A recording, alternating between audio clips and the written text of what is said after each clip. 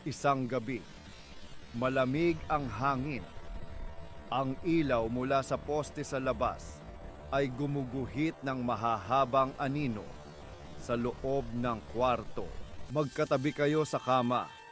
Ang katahimikan ay komportable. Akala mo eto na yon, ang sandaling hinahanap mo. At sa gitna ng katahimikang yon, bumulong siya, isang pangalan. Ang pangalan ng ex-boyfriend niya. Bigla, ang init ng sandali ay naglaho. Napalitan ng yelo. Isang pader na hindi mo nakikita ang biglang itinayo sa pagitan ninyo. Ito ang simula, ang tinatawag na ex-boyfriend test. At hindi mo namamalayan, bumabagsak ka na pala rito. Hindi ito isang simpleng pag-alala. Ito ay isang sintomas. Isang bandila na iwinawagayway sa harap mo, ngunit pinipili mong huwag pansinin. Magsisimula sa maliliit na paghahambing. Mahilig din siyang pumunta rito. Ganito rin ang suot niya dati, mga salitang parang patak ng lason. Hindi mo nararamdaman sa una hanggang sa manhid na ang buong kaluluwa mo sa bawat kwento niya tungkol sa nakaraan. Unti-unti kang nabubura. Ang iyong pagkatao ay nagiging isang blankong canvas. Isang canvas kung saan niya ipinipinta ang mga alaala ng lalaking hindi mo kayang talunin. Dahil siya ay isang multo, iniisip mo, nag-o-open up lang siya sa akin. Pinagkakatiwalaan niya ako. Yan ang kasinungalingan na ibinubulong mo sa iyong sarili.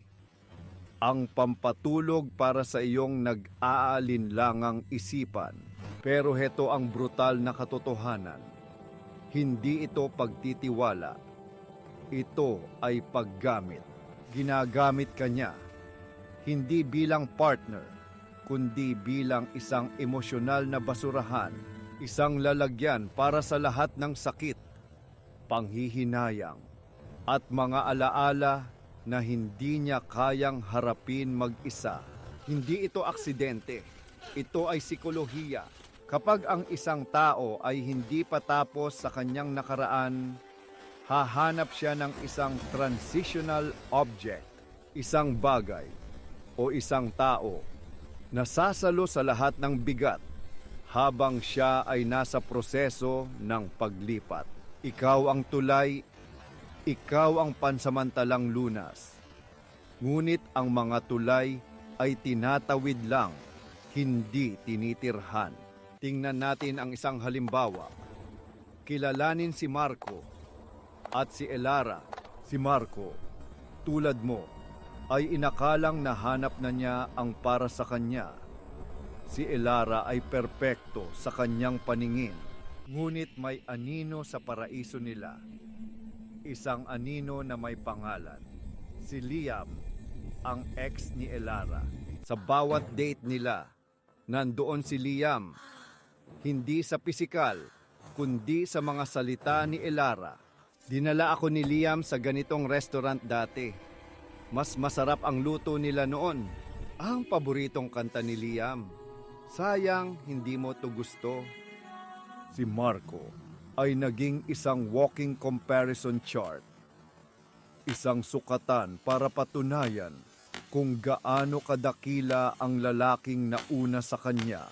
Ang pinakamasakit, ginagawa ito ni Elara nang may ngiti sa labi, sa tono ng isang inosenteng nagkwento lang.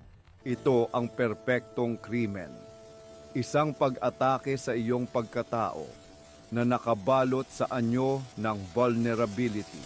Hindi mo siya masisisi dahil kapag ginawa mo, ikaw ang lalabas na masama, seloso, hindi nakakaintindi.